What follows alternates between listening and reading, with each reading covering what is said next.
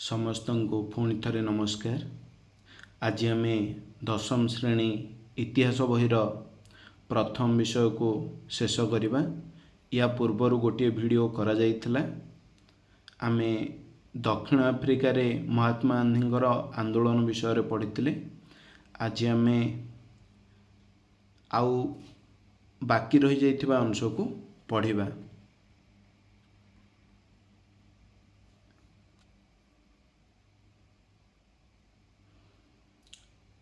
आज आमर पढ़िबार विषयवस्तु होची चंपारण आंदोलन विषय पढ़िबा, खेड़ा आंदोलन विषय पढ़िबा, अहमदाबाद श्रमिक आंदोलन विषय पढ़िबा, रावलात आंदोलन विषय पढ़िबा, जालियानवाला बाग हत्याकांड मध्य पढ़िबा।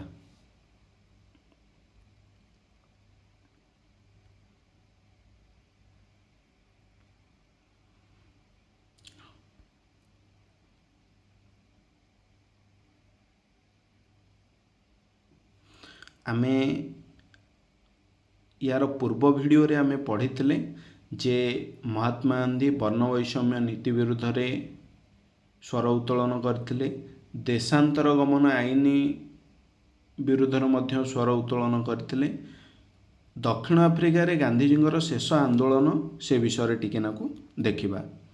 1913 मार्च 14 दक्षिण आफ्रिकार उच्चतम न्यायालय एक निष्पत्ति क्रमे ख्रीस्टियान रीति अनुसार संपादित होई नथिबा एवं पंजीकरण होई नथिबा भारतीय मानकर विवाहर स्वीकृति प्रत्याहार करागला।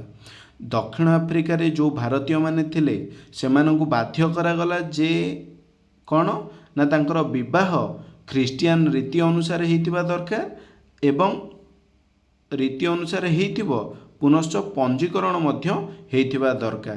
ताहले जाइकरी से ताकू स्वीकृति प्रदान करा जिवो, नहले नहीं ताकू मध्य प्रत्याहार कर दिया गला। ए जो निष्पत्तिटा किए शुणेले ना दक्षिण आफ्रिकार उच्चतम न्यायालय केबे शुणेले 1913 मार्च 14 1913 मार्च 14 13 पर 14 आराम से मन रहिबो मार्च मास।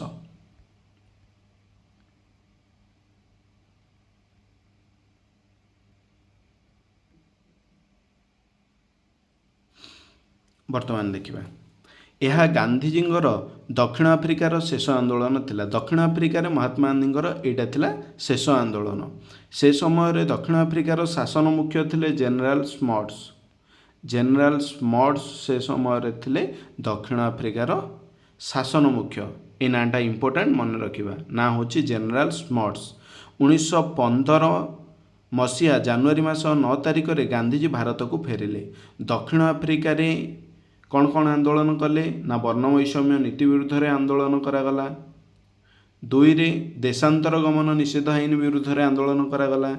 3 रे ख्रीस्टियान रीति अनुसार जो विवाह स्वीकृति को प्रत्याहार करा जाउतला ताकू मध्य महात्मा गांधी विरोध करथिले। ए सबू सरिबा परे महात्मा गांधी 1915 मसीहा जनवरी मास 9 तारिख रे भारत को फेरिले। आज मध्य जनवरी 9 टाकू आम गोटे दिवस रूपे पालन करुचे। को दिवस?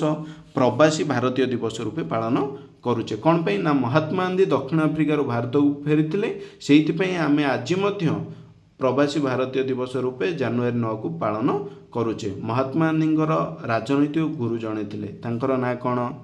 गोपाल कृष्ण गोखले। ना हूँ कौन? गोपाल कृष्ण गोखले। से थे गांधीजींकर राजनैतिक गुरु। से गांधीजी को 1 वर्ष पर्यंत राजनीति दूरे रहिबा पई कहिथिले। केते वर्ष पर्यंत? 1 वर्ष पर्यंत। महात्मा गांधी आसिले केबे? 1915 जनवरी 9। वर्तमान गोपाल कृष्ण गोखले कहले जे वर्तमान तमे सांगे सांगे आसिकरी राजनीति को ओल्लाह नाही, वर्तमान 1 वर्ष पर्यंत निरीक्षण कर तापर राजनीति को ओल्लेइबो। दक्षिण आफ्रिका रे महान नीति पई रविंद्रनाथ टैगोर तांकू महात्मा आख्या देइथिले। काहाकू? गांधीजी को महात्मा आख्या देइथिले। किए देइथिले? रविंद्रनाथ टैगोर देइथिले। 1916 ख्रीष्टाब्द रे अहमदाबाद निकटरे साबरमती नदी कूल रे एक आश्रम प्रतिष्ठा करथिले। वर्तमान कौन है ना 1 वर्ष पर्यंत କୌଣସି ପ୍ରକାର ରାଜନୈତିକ କାର୍ଯ୍ୟକ୍ରମ କରିବେ ନାହିଁ, କେବଳ ନିରୀକ୍ଷଣ କରିବେ।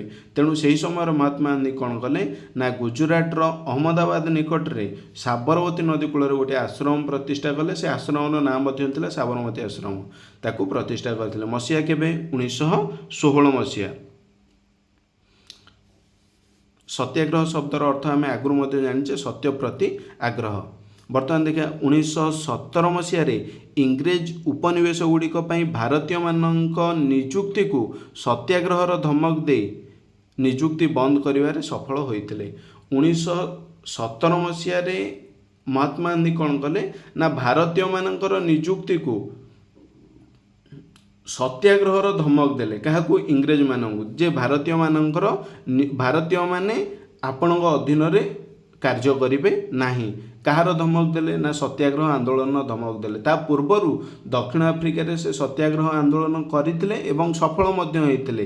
ଏଠି ମଧ୍ୟ ଇଂରେଜମାନଙ୍କୁ ସେ ସତ୍ୟାଗ୍ରହର ଧମକ ଦେଲେ ଏବଂ ସଫଳ ମଧ୍ୟ ହେଲେ। ମସିହା 1917 ମସିହା।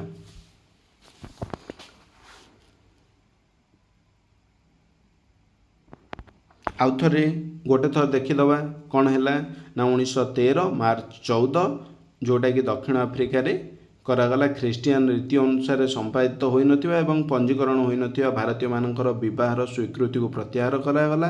2 ନମ୍ବର ଜିନିଷ ହେଉଛି ସେହି ସମୟରେ ଦକ୍ଷିଣ ଆଫ୍ରିକାର ଶାସନ ମୁଖ୍ୟ ଥିଲେ ଜେନେରାଲ ସ୍ମଟ୍ସ। ଏସବୁ କାର୍ଯ୍ୟ ସରିବା ପରେ ମହାତ୍ମା ଗାନ୍ଧୀ 1915 ମସିହା ଜାନୁଆରୀ 9 ତାରିଖରେ ଭାରତକୁ ଫେରିଲେ। ମହାତ୍ମା ଗାନ୍ଧୀଙ୍କ ରାଜନୈତିକ ଗୁରୁଙ୍କ ନାଁ ମନେ ରଖିବା ଗୋପାଳ କୃଷ୍ଣ ଗୋଖଲେ। ସେ 1 ବର୍ଷ ପର୍ଯ୍ୟନ୍ତ ଗାନ୍ଧୀଜୀଙ୍କୁ ରାଜନୀତିରୁ ଦୂରେଇ ରହିବା ପାଇଁ କହିଥିଲେ। ଦକ୍ଷିଣ ଆଫ୍ରିକାରେ ମହାତ୍ମା ଗାନ୍ଧୀଙ୍କର ମହାନ ନୀତି ପାଇଁ ବିଶ୍ୱକବି ରବୀନ୍ଦ୍ରନାଥ ଟାଗୋର ତାଙ୍କୁ ମହାତ୍ମାର ଆଖ୍ୟା ଦେଇଥିଲେ। 1916 ମସିହାରେ ମହାତ୍ମା ଗାନ୍ଧୀ ଗୁଜୁରାଟର ଅହମ୍ମଦାବାଦ ନିକଟରେ ସାବରମତୀ ନଦୀ କୂଳରେ ଗୋଟିଏ ଆଶ୍ରମ ପ୍ରତିଷ୍ଠା ମଧ୍ୟ କରିଥିଲେ। ଆଶ୍ରମର ନାଁ ବି ଥିଲା ସାବରମତୀ ଆଶ୍ରମ। ଏବଂ 1917 ମସିହାରେ ଇଂରେଜ ଉପନିବେଶ ଗୁଡ଼ିକ ପାଇଁ ଭାରତୀୟମାନଙ୍କର ନିଯୁକ୍ତିକୁ ସତ୍ୟାଗ୍ରହର ଧମକ ଦେଇକରି ନିଯୁକ୍ତି ବନ୍ଦ କରିବାରେ ସଫଳ ହୋଇଥିଲେ। କିଏ? ମହାତ୍ମା ଗାନ୍ଧୀ। ବର୍ତ୍ତମାନ ଏଇଠି ଆମେ ଦେଖିବା, ଏଇଠି ପ୍ରବାସୀ ଭାରତୀୟ ଦିବସ ଲେଖାଯାଇଛି। ମହାତ୍ମା ଗାନ୍ଧୀଙ୍କର ଚିତ୍ର ଅଛି। ମହାତ୍ମା ଗାନ୍ଧୀ ଫେରିଥିଲେ ଭାରତକୁ, ସେଥିପାଇଁ ଜାନୁଆରୀ 9କୁ ପ୍ରବାସୀ ଭାରତୀୟ ଦିବସ ରୂପେ ପାଳନ କରାଯାଉଛି। ଇଏ ହେଉଛନ୍ତି ଗୋପାଳ କୃଷ୍ଣ ଗୋଖଲେ, ଯିଏକି ମହାତ୍ମା ଗାନ୍ଧୀଙ୍କର ରାଜନୈତିକ ଗୁରୁ ଥିଲେ। ଏଇଟା ହେଉଛି ସାବରମତୀ ଆଶ୍ରମ, ଦେଖିପାରୁଥିବ। ଇଏ ହେଉଛନ୍ତି ଜେନେରାଲ ସ୍ମଟ୍ସ। ଯେତେବେଳେ ମହାତ୍ମା ଗାନ୍ଧୀ ଦକ୍ଷିଣ ଆଫ୍ରିକାରେ ଥିଲେ ସେତେବେଳେ ସେ ସମୟର ଶାସନ ମୁଖ୍ୟ ଥିଲେ ଜେନେରାଲ ସ୍ମଟ୍ସ। ଏଇଟା ହେଉଛି ଗୁଜୁରାଟର ଅହମ୍ମଦାବାଦ, ଯେଉଁଠିକି ସାବରମତୀ ଆଶ୍ରମ କରାଯାଇଥିଲା। ଆଉ ଇଏ ହେଉଛନ୍ତି ବିଶ୍ୱକବି ରବୀନ୍ଦ୍ରନାଥ ଟାଗୋର, ଯିଏକି ମହାତ୍ମା ଗାନ୍ଧୀଙ୍କୁ ମହାତ୍ମାର ଆଖ୍ୟା ଦେଇଥିଲେ।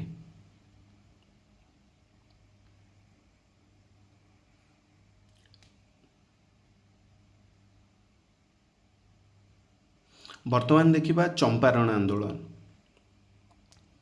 ଚମ୍ପାରଣ ଆନ୍ଦୋଳନ ଭାରତରେ ଗାନ୍ଧୀଜୀଙ୍କର ପ୍ରଥମ ଆନ୍ଦୋଳନ। ୟା ପୂର୍ବରୁ ମହାତ୍ମା ଗାନ୍ଧୀ ଆନ୍ଦୋଳନ କରିଥିଲେ, କିନ୍ତୁ ସେଇଟା କେଉଁଠି? ସେଇଟା ଥିଲା ଦକ୍ଷିଣ ଆଫ୍ରିକାରେ। କିନ୍ତୁ ଭାରତରେ ମହାତ୍ମା ଗାନ୍ଧୀଙ୍କର ପ୍ରଥମ ଆନ୍ଦୋଳନ ଥିଲା କ'ଣ ନା ଚମ୍ପାରଣ ଆନ୍ଦୋଳନ। এই ଚମ୍ପାରଣ ଆନ୍ଦୋଳନ ବିଷୟରେ ପଢ଼ିବା ପୂର୍ବରୁ ମୁଁ କିଛିଟା ଜିନିଷ କହୁଛି। 1916 ମସିହାରେ ରାଜକୁମାର ଶୁକ୍ଲ ନାମକ ଜଣେ ବ୍ୟକ୍ତି ମହାତ୍ମା ଗାନ୍ଧୀଙ୍କ ସହିତ ଲକ୍ଷ୍ନୌ ଅଧିବେଶନରେ ଭେଟ ହୋଇଥିଲେ ଏବଂ ସିଏ ଚମ୍ପାରଣ ଆସିବା ପାଇଁ ମହାତ୍ମା ଗାନ୍ଧୀଙ୍କୁ କହିଥିଲେ। କିନ୍ତୁ ମହାତ୍ମା ଗାନ୍ଧୀଙ୍କୁ ତାଙ୍କର ରାଜନୈତିକ ଗୁରୁ କିଏ ଥିଲେ? ଗୁରୁ ଥିଲେ ଗୋପାଳ କୃଷ୍ଣ ଗୋଖଲେ। ସିଏ ମନା କରିଥିଲେ ଯେ 1 ବର୍ଷ ପର୍ଯ୍ୟନ୍ତ କୌଣସି ପ୍ରକାର କାର୍ଯ୍ୟ କରାଯିବ ନାହିଁ। ତେଣୁ ସେଠି ମହାତ୍ମା ଗାନ୍ଧୀ କହିଲେ ନା, ମୁଁ ଏବେ ଯାଇପାରିବି ନାହିଁ। ତାପରେ କ'ଣ ହେଲା ବର୍ତ୍ତମାନ ଆମେ ଜାଣିବା। ତା ପୂର୍ବରୁ କିଏ ଭେଟ ହୋଇଥିଲେ? ରାଜକୁମାର ଶୁକ୍ଲ ନାମକ ଜଣେ ବ୍ୟକ୍ତି ଭେଟ ହୋଇଥିଲେ। ବର୍ତ୍ତମାନ ଜାଣିବା ଚମ୍ପାରଣ ଆନ୍ଦୋଳନ ବିଷୟରେ।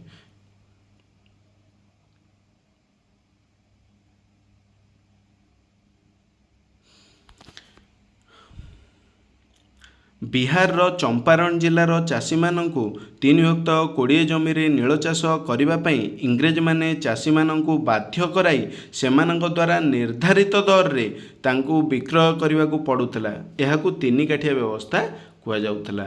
ପ୍ରଥମ ଜିନିଷ ଯେ ଚମ୍ପାରଣ ଜିଲ୍ଲା କେଉଁ ରାଜ୍ୟରେ? ବିହାର ରାଜ୍ୟରେ। ବିହାର ରାଜ୍ୟ ଚମ୍ପାରଣ ଜିଲ୍ଲା। ବର୍ତ୍ତମାନ କ୍ୱେଶ୍ଚିନ୍ ହେବ ଯେ ତିନି କାଠିଆ ବ୍ୟବସ୍ଥା କାହାକୁ କୁହାଯାଉଥିଲା? ନା ଚମ୍ପାରଣ ଜିଲ୍ଲାର ଚାଷୀମାନଙ୍କୁ ବାଧ୍ୟ କରାଯାଉଥିଲା ଯେ ତମେ 20 ଭାଗ ଜମିରୁ ଅତି କମ୍ରେ 3 ଭାଗ ଜମିରେ ନିଶ୍ଚିତ ଭାବରେ ନୀଳ ଚାଷ କରିବ। ଆଉ ସେଇଟା ବି ଇଂରେଜମାନେ ଯେତିକି ଦର ନିର୍ଦ୍ଧାରଣ କରିବେ ତମେ ସେତିକି ଦରରେ ହିଁ ବିକ୍ରି କରିବ। ଆମେ ଏଇ ନୀଳ ଚାଷ ବିଷୟରେ କିଛି ଜିନିଷ ଜାଣିବା। ଯେଉଁ ଜମିରେ ନୀଳ ଚାଷ କରାଯାଏ ସେ ଜମିରେ ନେକ୍ସଟ 3 ବର୍ଷ ଯାଏ ଆଉ କିଛି କୌଣସି ପ୍ରକାର ଫସଲ ହେବ ନାହିଁ। ତାମାନେ 3 ବର୍ଷ ପର୍ଯ୍ୟନ୍ତ ସେ ଜମି ବର୍ବାଦ। ଦୁଇରେ ଯଦି ଚାହିଦା କମିଲା ତାହେଲେ ଇଂରେଜମାନେ କ'ଣ କରୁଥିଲେ? ଦର କମ୍ କରୁଥିଲେ। ବର୍ତ୍ତମାନ ତାମାନେ ସଫରର କିଏ ହେଉଥିଲେ? ସଫରର ଶ୍ରମିକମାନେ ହେଉଥିଲେ। ତେଣୁ ଏଇ ଯେହେତୁ 20 ଭାଗରୁ 3 ଭାଗ ଜମିରେ ନୀଳ ଚାଷ କରିବା ପାଇଁ ବାଧ୍ୟ କରାଯାଉଥିଲା ଚାଷୀମାନଙ୍କୁ, ଏଇ ବ୍ୟବସ୍ଥାର ନାଁ କୁହାଗଲା ତିନି କାଠିଆ ବ୍ୟବସ୍ଥା। ରାଜକୁମାର ଶୁକ୍ଲ ଏ ଟିକେ ପୂର୍ବରୁ କହୁଥିଲେ ଯେ 1916 ମସିହାରେ ମହାତ୍ମା ଗାନ୍ଧୀଙ୍କ ସହିତ ଭେଟ ହୋଇଥିଲେ। କେଉଁଠି? ନା ଲକ୍ଷ୍ନୌ ଅଧିବେଶନରେ। ସେତେବେଳେ ମହାତ୍ମା ଗାନ୍ଧୀ ଆସିନଥିଲେ। ବର୍ତ୍ତମାନ ପଢ଼ିବା ତାଙ୍କ ବିଷୟରେ। ରାଜକୁମାର ଶୁକ୍ଲ ନାମକ ଜଣେ ସ୍ଥାନୀୟ ବାସିନ୍ଦାଙ୍କର ନିମନ୍ତ୍ରଣ କ୍ରମେ ଚାଷୀମାନଙ୍କ ସମସ୍ୟାର ଅନୁଧ୍ୟାନ ପାଇଁ ଗାନ୍ଧୀଜୀ 1917 ଏପ୍ରିଲରେ ଚମ୍ପାରଣ ଜିଲ୍ଲା ସଦର ମହକୁମା ମୋତିହାରୀରେ ପହଞ୍ଚିଲେ। ବର୍ତ୍ତମାନ ଦେଖିବା କ'ଣ ନା କେବେ ପହଞ୍ଚିଲେ? ଚମ୍ପାରଣ ଆନ୍ଦୋଳନ କେବେ ହେଇଥିଲା? 1917 ଏପ୍ରିଲରେ ବର୍ତ୍ତମାନ ମହାତ୍ମା ଗାନ୍ଧୀ ପହଞ୍ଚିଲେ। କେଉଁଠି? ବିହାର ରାଜ୍ୟ ଚମ୍ପାରଣ ଜିଲ୍ଲା। ସ୍ଥାନ କେଉଁଠି? ସଦର ମହକୁମା ମୋତିହାରୀ। କେବେ ପହଞ୍ଚିଲେ? 1917 ଏପ୍ରିଲରେ। କାହାର ନିମନ୍ତ୍ରଣ ରକ୍ଷା କରି? ରାଜକୁମାର ଶୁକ୍ଲ। ନା ମନେ ରଖିବା, ରାଜକୁମାର ଶୁକ୍ଲ। କ'ଣ ପାଇଁ ପହଞ୍ଚିଲେ? ଚାଷୀମାନଙ୍କର ସମସ୍ୟାର ଅନୁଧ୍ୟାନ ପାଇଁ। କ'ଣ ସମସ୍ୟା? ଆମେ ଜାଣିଲେ ତିନି କାଠିଆ ବ୍ୟବସ୍ଥା।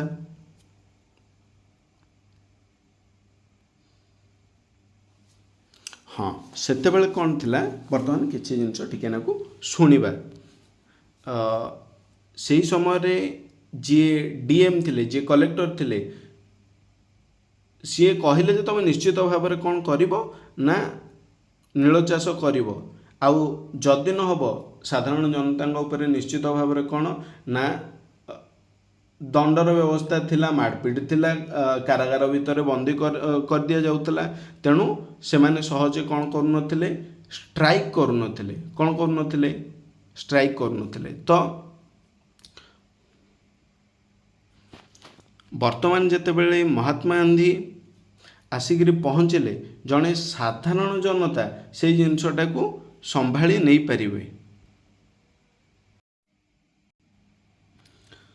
ତ ମହାତ୍ମା ଗାନ୍ଧୀ ଡିଏମ୍କୁ କହିଲେ ଯେ ବ୍ରିଟିଶ ଲରେ ସ୍ପଷ୍ଟ ଭାବରେ ଲେଖାଯାଇଛି ଯେ ଜନତାମାନେ ଶାନ୍ତିପୂର୍ଣ୍ଣ ଉପାୟରେ ଆନ୍ଦୋଳନ କରିପାରିବେ ଆଉ ପୋଲିସମାନେ ସେମାନଙ୍କୁ ସୁରକ୍ଷା ଦେବେ।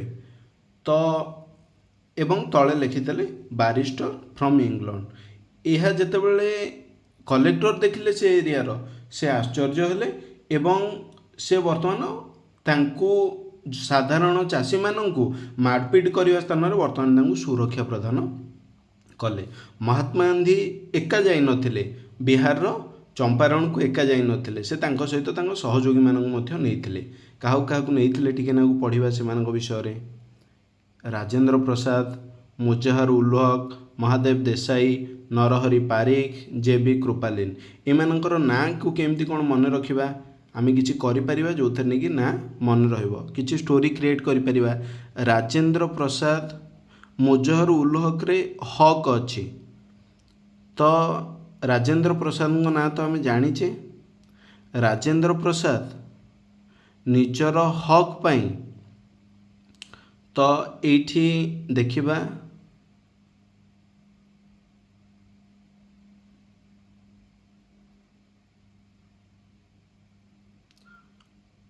ମହାଦେବ ଏବଂ ହରିଙ୍କ ପାଖରେ କୃପାର ପ୍ରାର୍ଥନା କଲେ। ହେଇପାରିବ। ରାଜେନ୍ଦ୍ର ପ୍ରସାଦ ନିଜର ହକ୍ ପାଇଁ ମହାଦେବ ଏବଂ ନରହରିଙ୍କ ପାଖରେ କୃପାର ପ୍ରାର୍ଥନା କଲେ। ତ ରାଜେନ୍ଦ୍ର ପ୍ରସାଦ ଏକରେ ମନେ ରହିଲା, ହକ୍ରୁ ମୁଜାହାର ଉଲ୍ ହକ୍, ମହାଦେବରୁ ମହାଦେବ ଦେଶାଇ, ନରହରିରୁ ନରହରି ପାରିକ, କୃପାଲିନରୁ ଜେ.ବି. କୃପାଲିନ। ତ ଏମାନେ ମହାତ୍ମା ଗାନ୍ଧୀଙ୍କ ସହିତ ଯାଇଥିଲେ, ଏମାନେ ମହାତ୍ମା ଗାନ୍ଧୀଙ୍କର ସହଯୋଗୀ ଥିଲେ। ମହାତ୍ମା ଗାନ୍ଧୀ ଏକୁଟିଆ ବିହାରର ଚମ୍ପାରଣକୁ ଯାଇନଥିଲେ। ତ ବର୍ତ୍ତମାନ ଗାନ୍ଧୀଜୀ ବର୍ତ୍ତମାନ ଇଂରେଜ ସରକାର କିନ୍ତୁ ଶୁଣିଲେ ନାହିଁ। ସେ କହିଲେ ନା କିଛି ଟ୍ୟାକ୍ସ ବର୍ତ୍ତମାନ କୌଣସି ପ୍ରକାର କମା ଯାଇପାରିବ ନାହିଁ।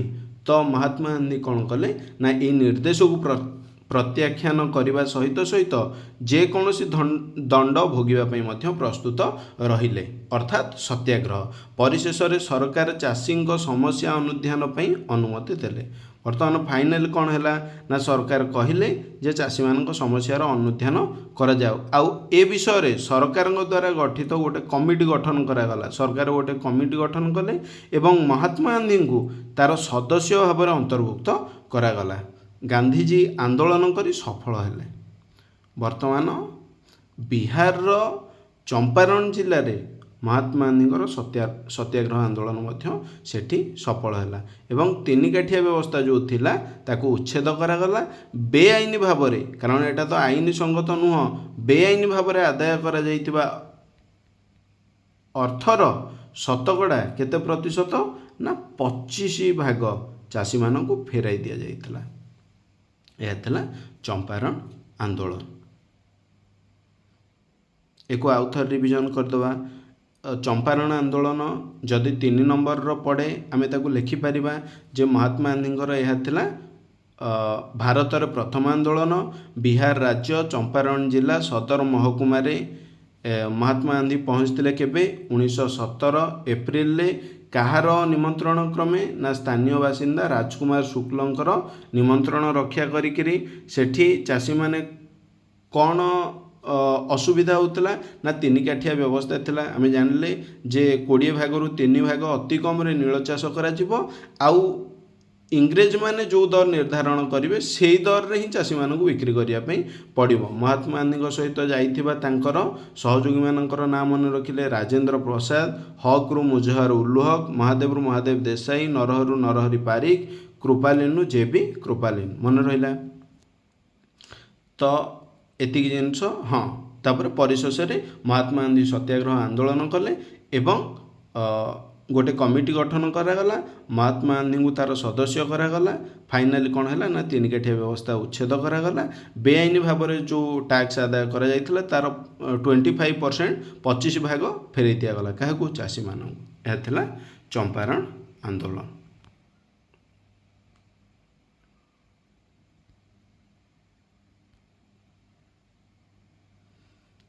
ଏଇଠି ଦେଖୁଥିବେ ଏଇଟା ବର୍ତ୍ତମାନ କ'ଣ କରାଯାଉଛି ନା ଚାଷୀମାନେ ଚାଷ କରୁଛନ୍ତି।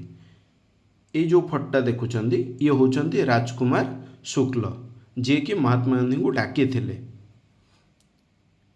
ଏଇ ଯେଉଁ ଜାଗାଟା ହେଉଛି ଏଇଟା ହେଉଛି ଏଇ ଟୋଟାଲଟା ହେଉଛି ବିହାର ଆଉ ଏଇଟା ହେଉଛି ବିହାରର ଚମ୍ପାରଣ।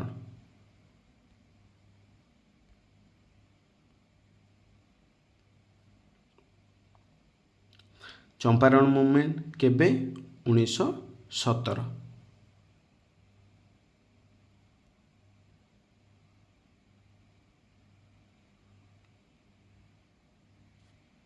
ନେକ୍ସଟ ଆମେ ଦେଖିବା ଖେଡ଼ା ଆନ୍ଦୋଳନ 1918 ମସିହାରେ।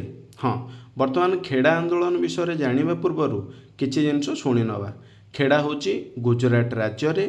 ଏଇ ଯେଉଁ ଖେଡ଼ା ଜିଲ୍ଲାରେ କ'ଣ ହେଉଥିଲା ନା ବହୁତ ସୁନ୍ଦର ଫସଲ ହେଉଥିଲା, ଅତ୍ୟନ୍ତ ଜମି ଉର୍ବର, ବହୁତ ଫସଲ ହେଉଥିଲା। କିନ୍ତୁ 1899 ମସିହାରେ ଗୋଟେ ମରୁଡ଼ି ହେଲା। ତାପରଠୁ ଚାଷୀମାନେ ବହୁତ ପଛକୁ ପଳେଇଲେ।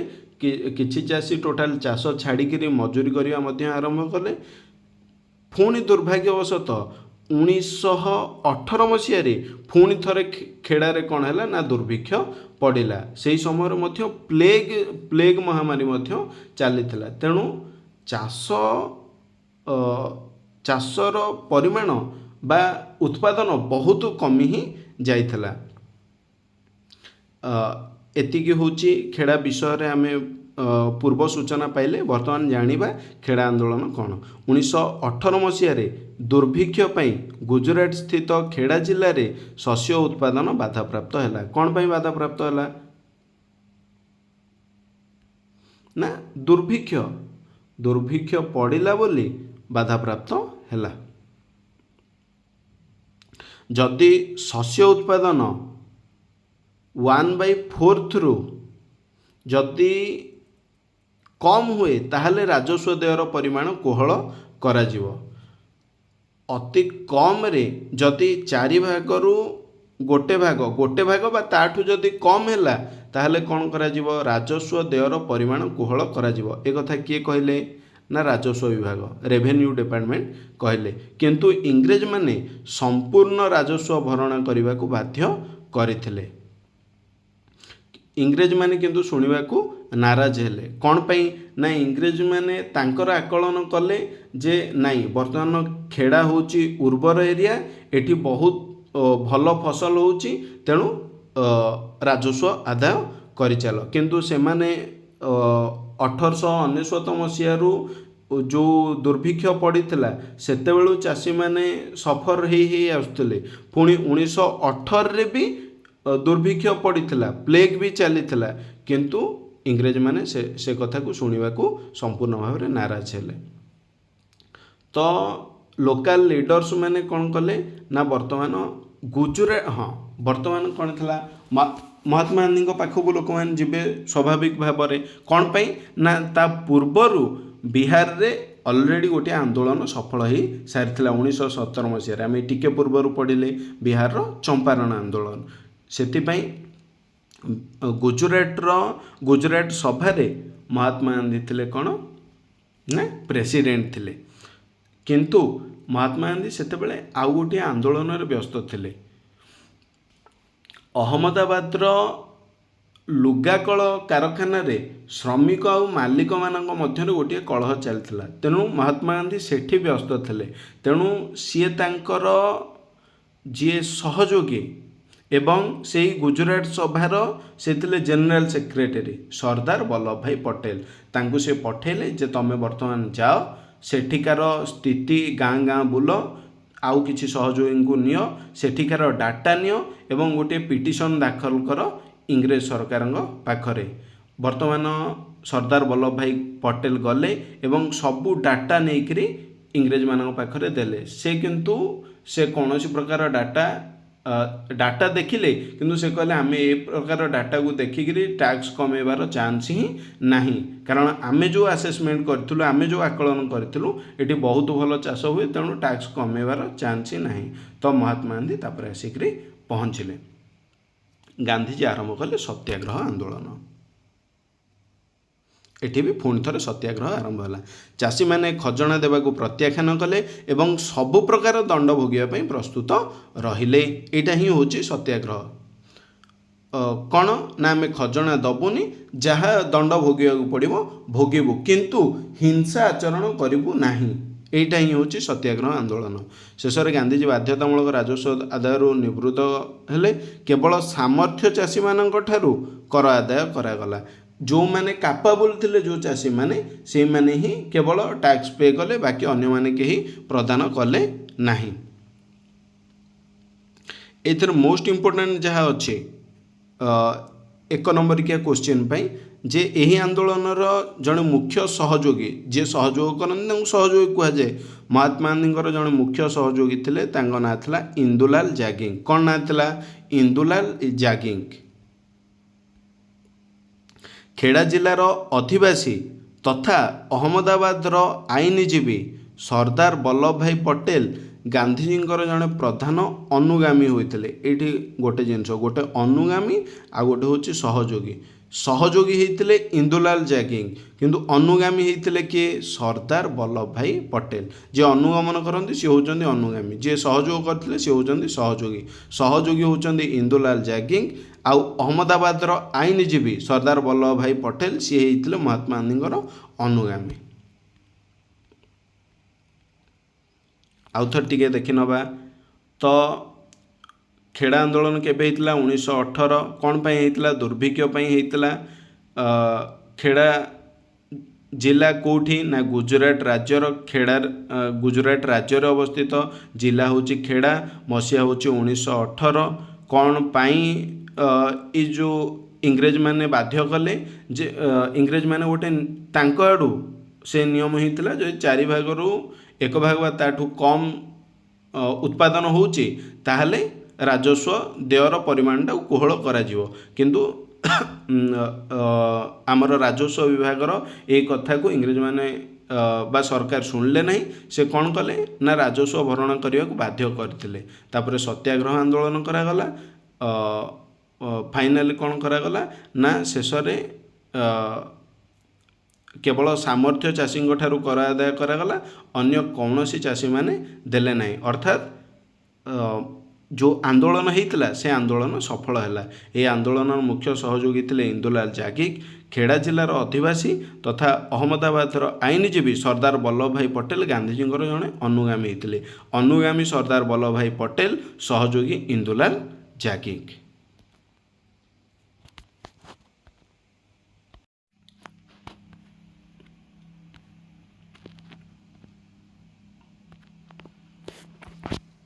वर्तमान आम कि चित्र देखा ये लिखाई खेड़ा सत्याग्रह केबे 1918 ये देखिपे महात्मा गांधी ये अन्य तांकर सहयोगी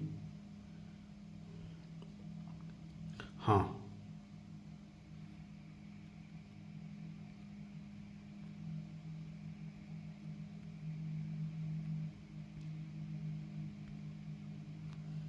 ये होचंती आम जाने महात्मा गांधी ये होचंती इंदुलाल जागिक आउ ये होचंती सरदार वल्लभ भाई पटेल। इंदुलाल जागिक कौन थे से सहयोगी थे सरदार वल्लभ भाई पटेल अनुगामी होते कहार महात्मा गांधी ये होचंती इंदुलाल जागिक।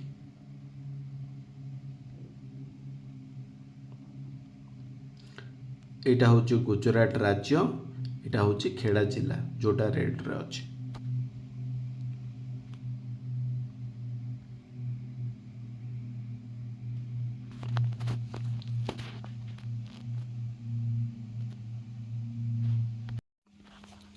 वर्तमान देखिबा अहमदाबाद लुगा कारखाना आंदोलन। गुजरातर अहमदाबादर लुगा कल गुड़िकरे मालिक माने प्लेग महामारी पाई श्रमिक मानंकु देउथुवा स्वतंत्र भत्ता प्लेग बोनस प्रत्याहार करनेले। वर्तमान जेतेबेले गोटे कलह सृष्टि हुए तार किसी गोटे कारण थाए।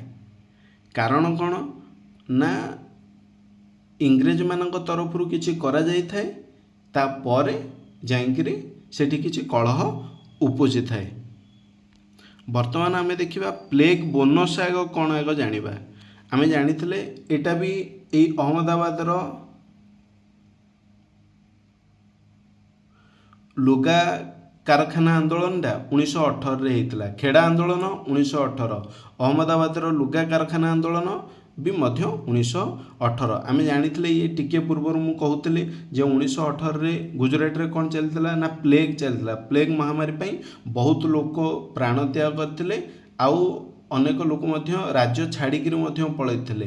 किंतु सेही समय रे जो माने मालिक माने थिले से माने मिल भी तो चलेबार अछि ना तो से माने गोटे डिक्लेयर कले जे आमे प्लेग बोनस दबु माने जेतिकी दरमा पाइब तार पाखापाखि दरमार 80% से बोनस आकार तो तार ना दे देथिले प्लेग बोनस। जेतेबेले प्लेग महामारी कमी गला सेतेबेले मालिक माने कोन कले ना प्लेग बोनस प्रत्याहार करनेले तामाने आमे आउ बोनस दबु नाही।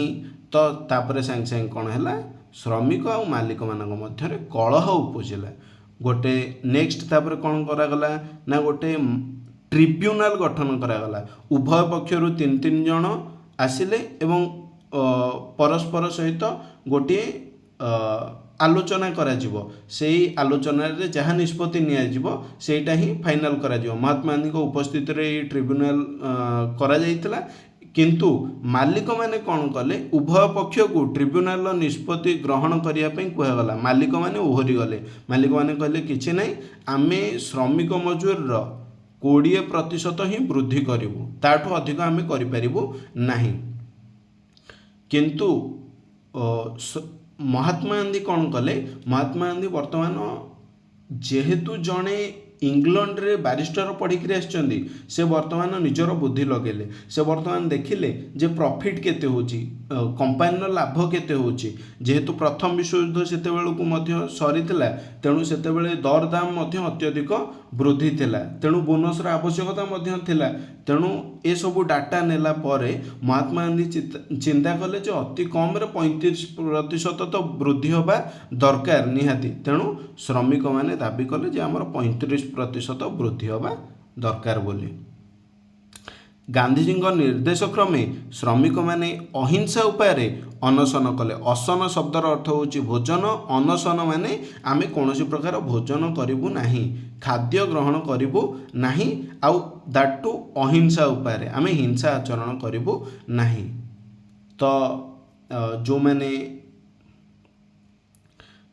श्रमिक मैंने रहिले से माने गांधीजी सहित अनशन आंदोलन रे भाग नहीं गले परिशेष कौन है ना मालिक मैंने 35% मजूरी को वृद्धि करने सम्मति प्रदान करथिले तामाने अहमदाबाद जो लुगा कारखाना आंदोलन होइतला ताहा मध्य सफल हैला केबे हितला ना 1918 कोठी गुजरात राज्य अहमदाबाद हेतला कौन पाई हेतला ना प्लेग बोनस को प्रत्याहार करनबारु मालिक एवं श्रमिक मानक मध्य गोटे कलह उपजिला गोटे ट्रिब्यूनाल गठन करागला उभय पक्ष यही निष्पत्ति को नबा जहाँ निष्पत्ति ग्रहण करा जिवो ताको ग्रहण करबा पई कहगला किंतु मालिक माने जानी सुनी ओहरी गले एवं कहले केते प्रतिशत हम बढ़ेबू 20% किंतु श्रमिक माने केते प्रतिशत कहले 35% तापरे कौन आंदोलन करागला अनशन करागला या पूर्व कौन होतला सत्याग्रह प्रयोग करा जाउतला वर्तमान अनशन प्रयोग करागला परिशेष रे मालिक माने 35% मजूरी देबा पई सम्मति प्रदान करथिले यह थिला अहमदाबाद लुगा कारखाना आंदोलन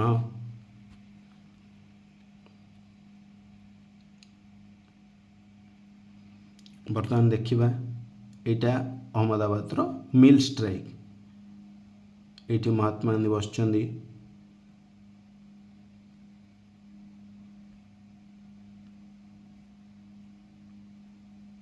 एठी इंग्रेज मानक सहित कौन होची ना विचार विमर्श होची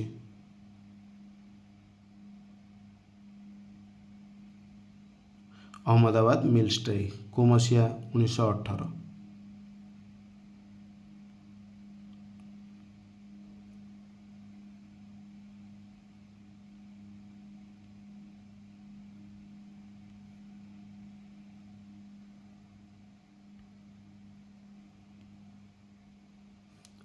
ये जो स्थानटा होची गुजरात ये जोटा रेड रे अच्छी से जगहटा होची अहमदाबाद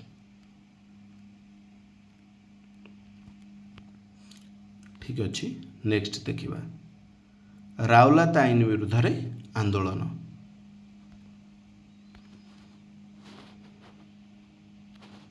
रावलात आईन कौन बर्तमान टिके ना देखिबा 1919 रे इंग्रेज मानक द्वारा प्रणीत होइतिबा रावलात आईन विरुद्ध रे गांधीजी निजर प्रथम जातीय स्तरीय आंदोलन वर्तमान परीक्षा आसीबो जे दक्षिण अफ्रिका रे प्रथम आंदोलन कौन भारत रे प्रथम आंदोलन कोठी थिला वर्तमान आसीबो महात्मा गांधी प्रथम जातीय स्तरीय आंदोलन कौन जातीय स्तरीय आंदोलन कोटा ना रावलात आईन विरुद्ध रे आंदोलन तो कौन होता है जानिबा विचारपति रावलात अध्यक्षतार एक कमिटी गठन करागला प्रथमे जनकर अध्यक्षतार गोटे कमिटी गठन करागला कहार अध्यक्षतार मोस्ट इम्पोर्टेंट विचारपति रावलात अध्यक्षतार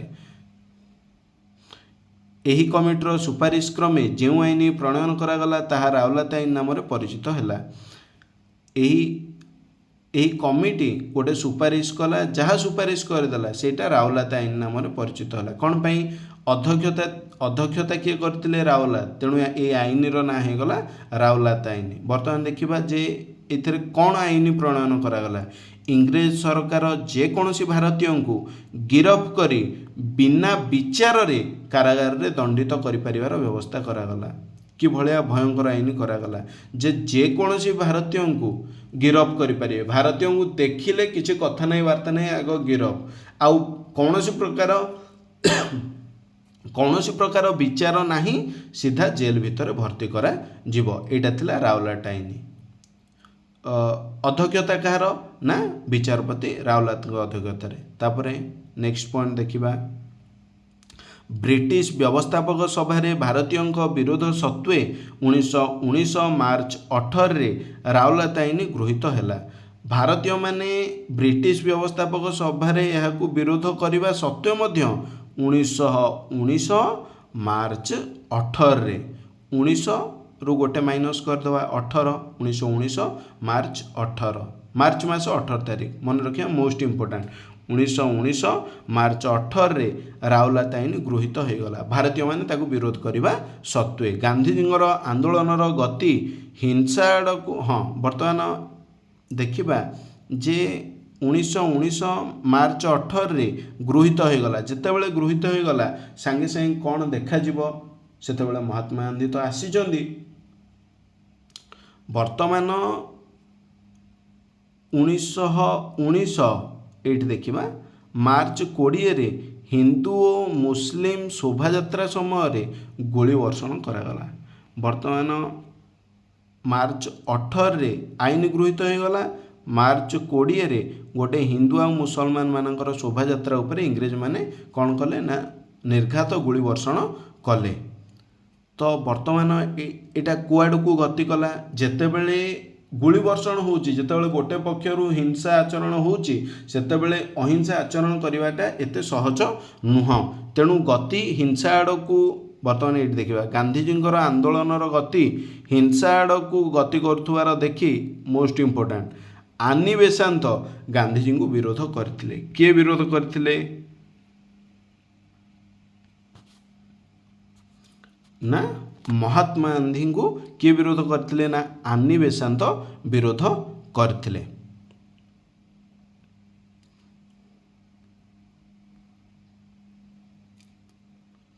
तांको सहित दीन्स एदुलजी वाचा सुरेंद्रनाथ बानर्जी तेज बहादुर साप्रू श्रीनिवास शास्त्री भली नेता माने मध्य गांधीजींकर सत्याग्रह को विरोध करथिले। एमाने मध्य आनी बेसांत मोस्ट इम्पोर्टाट होचंदी कि आनी बेसांत तांको सहित दीन्स एदुलजी वाचा सुरेंद्रनाथ बानर्जी तेज बहादुर साप्रू श्रीनिवास शास्त्री भली नेता माने मध्य गांधीजींकर एही सत्याग्रह को विरोध करथिले। वर्तमान देखिबा गांधीजी गोटिए दिन वर्तमान विरोध कले मध्य महात्मा गांधी कहले ना वर्तमान ए आईन को अटकैबा निश्चित भाव में पड़ो। यहाँ केते दूर न्यायसंगत जेकोसी भारतीय को धरी नि आउ कौन प्रकार विचार कर ना सीधा तक कारागार में भर्ती कर। तेणु महात्मा गांधी कहले वर्तमान गोटे दिन देशव्यापी माने संपूर्ण देश रे कौन करा जीवो ना हड़ताल करा जीवो। कौ दिनटा से दिनटा ना 1919 एप्रिल 6 मार्च 18 रे आईन गृहीत 1919 मार्च 20 रे गोली वर्षण करागला। तापरे हिंसा आड़ू गति करुवार देखी आनी बेसांत एवं अन्य माने मध्य ए ना गुड़िक मु कहली एमाने सत्याग्रह को विरोध कले। तापर परे महात्मा गांधी कौन कले ना 1919 एप्रिल 6 रे से कहले गोटे देशव्यापी हड़ताल करा जाऊ।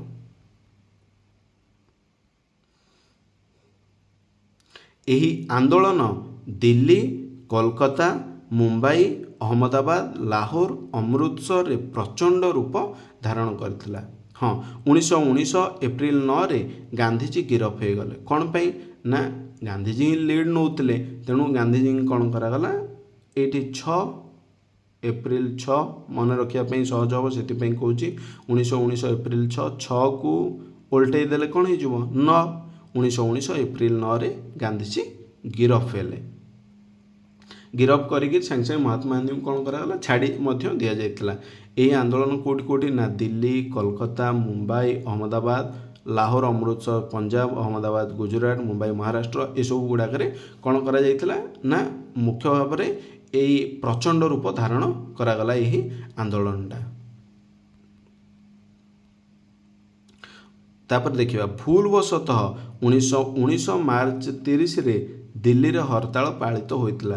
महात्मा गांधी ता पूर्वर निश्चित भाव में कौन करा ता पूर्वर जेतेबेले सामूहिक भाव में देशव्यापी हड़ताल कथा कहला ता पूर्वर भूलवशतः कौन करा ना 1919 मार्च 30 ता माने आगुआ एप्रिल 6 पूर्वर मार्च 30 कौ जगार ना दिल्ली रे हड़ताल आगुआ पालन हो जाइतिला। एटा होची राउरकेला आईन। बेसिक जिनस हो गला केबे ना विचारपति रावलात अध्यक्षतार गोटे कमिटी गठन करागला आउ से जो आईन प्रणयन करागला तार ना होतला तार ना थिला रावलाट आईन। कौन से आईन रे कौन प्रणयन करागला इंग्रेज सरकार जेकोसी भारतीय को गिरफ्त करेंगे बिना विचार कारागार रे दंडित करिपारिबार व्यवस्था करागला। भारतीय मानक विरोध सत्वे सेटा केबे गृहीत होगला 1919 मार्च 18 आनी बेसांत सहित अन्य माने मध्य एही सत्याग्रह को विरोध कले। कौन पाई ना 1919 मार्च 20 हिंदू मुसलमान मानकर गोटे शोभा यात्रा उपर गुली वर्षण करागला। तेणु एटा हिंसार रूप नौथुवार देखि विरोध करथिले किंतु तापर पर महात्मा गांधी कहले ना गोटे देशव्यापी हड़ताल गोटे दिन करा जाऊ। सेटा केबे 1919 एप्रिल 6 1919 एप्रिल 9 रे पुणी महात्मा गांधी को गिरफ्त करागला। तापर दिल्ली कोलकाता मुंबई अहमदाबाद लाहोर अमृतसर ये सब गुड़ाक प्रचंड रूप धारण करथिला यही आंदोलन। 1919 एप्रिल 6 रे देशव्यापी हड़ताल होता किंतु ता पूर्वर भूलवशतः 1919 मार्च 30 रे दिल्ली रे हड़ताल पालित हो जाइतिला। यह थिला रावलात आईन।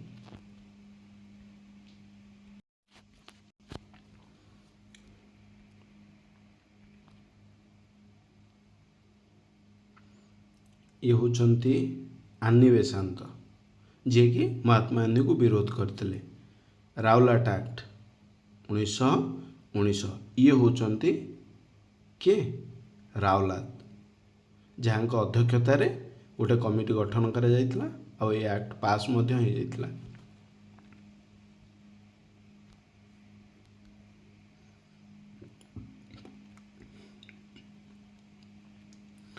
प्रथम विषय अंतिम भाग में आम पहुँचीचे जो हत्याकांड विषय आम समस्ते परिचित।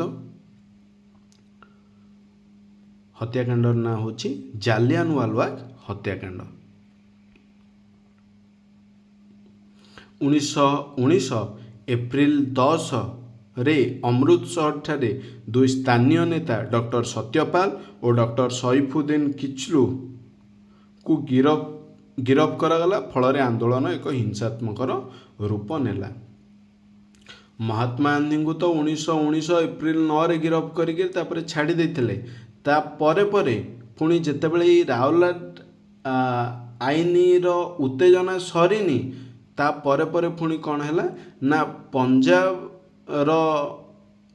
अमृतसर दी स्थानीय नेता कौन करागला ना गिरफ्त करनेले। किए डॉक्टर सत्यपाल आउ डॉक्टर सैफुद्दीन किचलू। ना मन रखिबा डॉक्टर सत्यपाल डॉक्टर सैफुद्दीन किचलू। केबे गिरफ्त करनियागला 1919 एप्रिल 10। मन रखिबा केमती ना 1919 एप्रिल 9 रे महात्मा गांधी को गिरफ्त करा जाइतिला। ता परदिन जानिकरी ए दु जन मध्य गिरफ्त करी नियागला।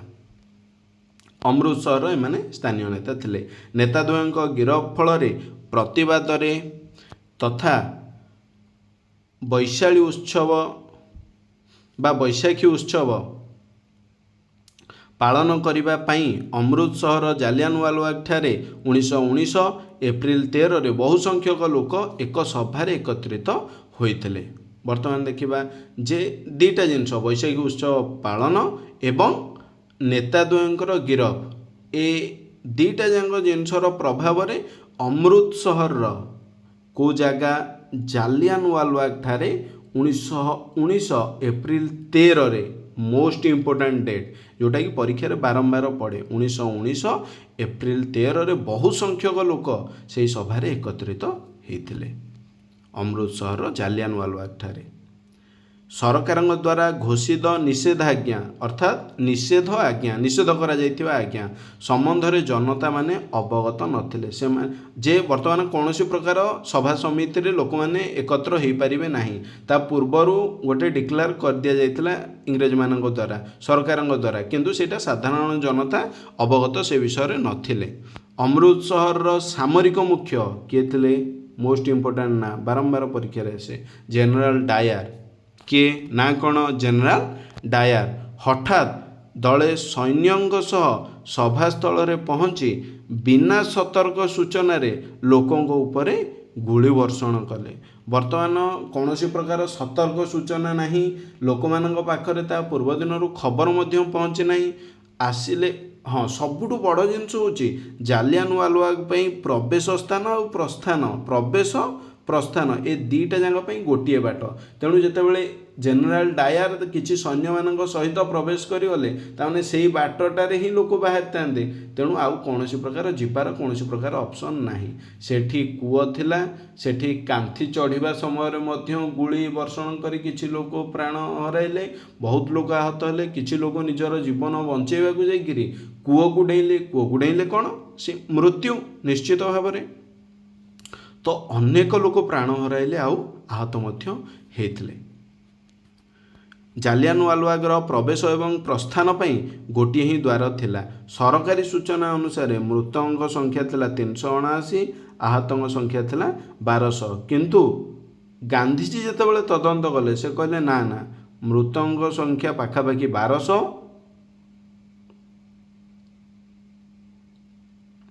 ଆଉ ଆହତଙ୍କ ସଂଖ୍ୟା 3600। ଏଇଟା 360 ହେଇଯାଇଛି, ଏଇଠି ଆଉ ଗୋଟେ ଶୂନ କରିଦେବା, 3600।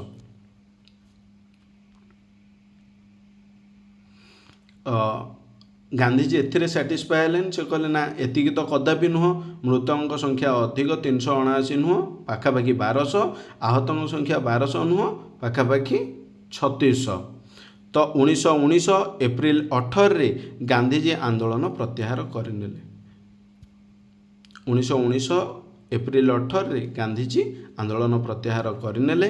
କିନ୍ତୁ ସରକାରଙ୍କ ଦ୍ୱାରା କେଉଁ ଆଇନ ପ୍ରତ୍ୟାହାର କରିନେଲେ? ନା, ରାଓଲାତ ଆଇନ ପାଇଁ ଯେଉଁ ଆନ୍ଦୋଳନ ହେଇଥିଲା ତାର ପ୍ରତିଫଳନ ହୋଇଗଲା ଜାଲିଆନୱାଲାବାଗ ହତ୍ୟାକାଣ୍ଡ। କିନ୍ତୁ ସରକାରଙ୍କ ଦ୍ୱାରା ରାଓଲାତ ଆଇନ ପ୍ରତ୍ୟାହୃତ ହୋଇନଥିଲା। ଗାନ୍ଧିଜୀ ନିଜେ ଆନ୍ଦୋଳନ ପ୍ରତ୍ୟାହୃତ କରିନେଲେ। କ'ଣ ପାଇଁ? ନା, ଏତେ ମାତ୍ରାରେ ହିଂସା, ଭୟଙ୍କର ହିଂସା, ଯେତେବେଳେ ଶହ ଶହ ଲୋକ ଚାଲିଗଲେ, ସେତେବେଳେ ମହାତ୍ମା ଗାନ୍ଧୀଙ୍କ ପାଖରେ ଆଉ କିଛି ଅପସନ୍ ନଥିଲା। ସେ ବାଧ୍ୟ ହୋଇକରି ଆନ୍ଦୋଳନ ପ୍ରତ୍ୟାହୃତ କରିଥିଲେ। ବିଶ୍ୱକବି ରବୀନ୍ଦ୍ରନାଥ ଠାକୁର, ତାଙ୍କୁ କ'ଣ ପଦବୀ ଦିଆଯାଇଥିଲା? ତାଙ୍କୁ ନାଇଟ୍ ପଦବୀ ଦିଆଯାଇଥିଲା। ଆଉ ଗାନ୍ଧିଜୀଙ୍କୁ କାଇଜର-ଇ-ହିନ୍ଦ ଉପାଧି ଦିଆଯାଇଥିଲା।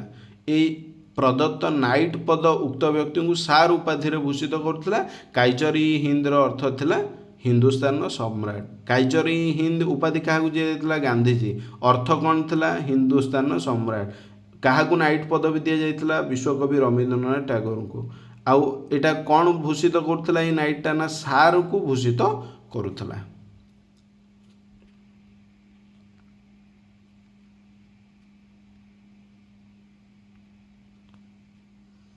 এটা ଦେଖିପାରୁଥିବ, ଏଇଟା ଜାଲିଆନୱାଲାବାଗ।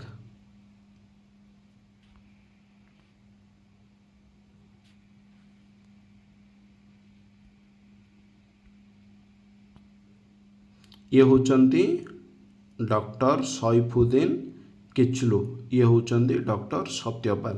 ଏମାନେ ଥିଲେ ଅମୃତସରର ଦୁଇ ସ୍ଥାନୀୟ ନେତା। ଏମାନଙ୍କୁ ଗିରଫ କରାଗଲା ଯେହେତୁ ଏପ୍ରିଲ 10ରେ, ତେଣୁ ଏପ୍ରିଲ 13ରେ ସାଧାରଣ ଜନତା ଏକଠା ହେଇଥିଲେ। ତାପରେ ହେଇଗଲା କ'ଣ? ନା, ଜାଲିଆନୱାଲାବାଗ ହତ୍ୟାକାଣ୍ଡ, ଆଉ ଶହ ଶହ ଲୋକ ପ୍ରାଣ ହରାଇଥିଲେ।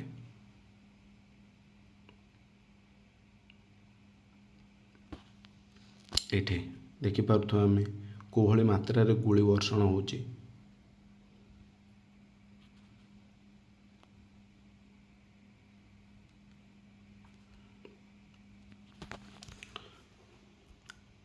ସମସ୍ତଙ୍କୁ ଅଶେଷ ଅଶେଷ ଧନ୍ୟବାଦ। ସମସ୍ତେ ସମୟ ଦେଇ ଶୁଣିଥିବାରୁ। ଯଦି ଭିଡ଼ିଓଟି ଭଲ ଲାଗିଛି ତାହେଲେ ନିଶ୍ଚିତ ଭାବରେ ଲାଇକ୍, ସେୟାର, ସବସ୍କ୍ରାଇବ୍ କରିବେ। ଆଉ ଆପଣମାନଙ୍କର ମୂଲ୍ୟବାନ କମେଣ୍ଟ ମଧ୍ୟ ଦେବେ। ଧନ୍ୟବାଦ।